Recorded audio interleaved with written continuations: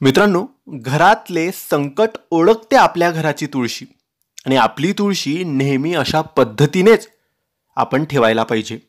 नमस्कार मित्रांनो, तुमचे स्वागत आहे आमच्या मराठी ॲस्ट्रोलॉजर ह्या चॅनलवर. श्री स्वामी समर्थ. मित्रांनो, आज आपण एका मुख्य मुद्द्याबद्दल बोलणार आहोत आणि हा प्रश्न प्रत्येकाच्या घरात असतो, कारण आपल्या प्रत्येकाच्या घरामध्ये तुळशी वृंदावन असतेच. आणि मित्रांनो, तुम्हाला ऐकून आश्चर्य वाटेल, पण आपल्या घराची जी तुळशी असते ती आपल्या घरावर येणारं संकट ओळखते. जेव्हा आपल्या घरावर संकट येणार असतं किंवा काहीतरी दुःख अडचणी येणार असतात, तेव्हा तुळशी ही सुकायला लागते, ही जळायला लागते, तिचे पानं जळायला लागतात, ती सुकायला लागते. नेहमी आपल्या घराच्या बाहेर असलेली तुळशी जर बहरलेली असेल, ताजी तवानी असेल, हिरवीगार असेल, तर ते घर सुद्धा तसंच असतं.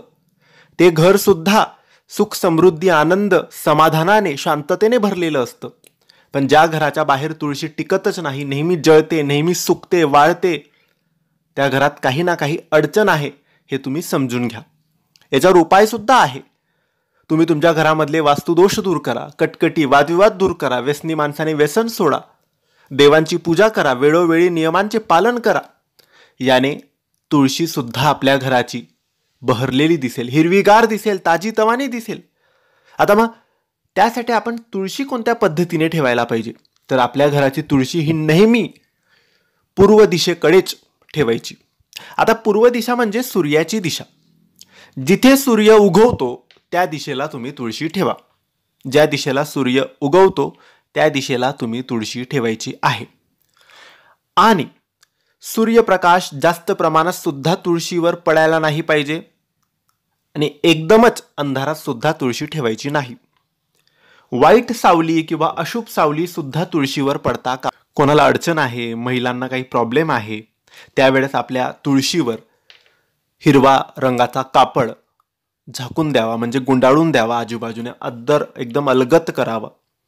याने तुळशीवर सावली पडत नाही आणि तुळशी वाळत नाही, सुकत नाही. कारण तुळशी अशी आहे, जर वाईट सावली किंवा अडचणीच्या काळामध्ये जर त्याच्यावर वाईट सावली पडली तरी तुळशी जळते, वाळते. हे श्रद्धेचा विषय आहे. भरपूर लोक याला अंधविश्वास सुद्धा बोलणार, पण हे खरं आहे. हिंदू शास्त्रात हे लिहिलेलं आहे. म्हणून नेहमी पूर्व दिशेकडे ठेवा. सूर्याचा प्रकाश व्यवस्थित पडेल असं ठेवा. जास्तही नको, कमीही नको, अंधारही नको. रोज सकाळी पाणी टाका. तुळशीचे पानं जास्त तोडू नका. तोडायचे असतील तर दिवसा तोडा, संध्याकाळी तोडू नका. अगरबत्तीच्या काड्या किंवा अगरबत्ती तुळशीमध्ये डायरेक्ट लावू नका. तुळशीमध्ये घाण, फुलं, कचरा हे टाकू नका. देवांचे अंघोळ घातलेलं पाणी टाकू नका. शुद्ध पाणीच टाका. रोज तुळशीच्या अवतीभोवती प्रदक्षिणा घाला, नमस्कार करा. रोज संध्याकाळी दिवा लावा. ह्या सगळ्या गोष्टी जर आपण केल्या तर नक्की तुळशी बहरलेली राहील, हिरवीगार राहील आणि आपल्या घराचे सुद्धा ती तुळशी रक्षण करेल. ही माहिती आवडली असेल तर लाईक आणि शेअर करा.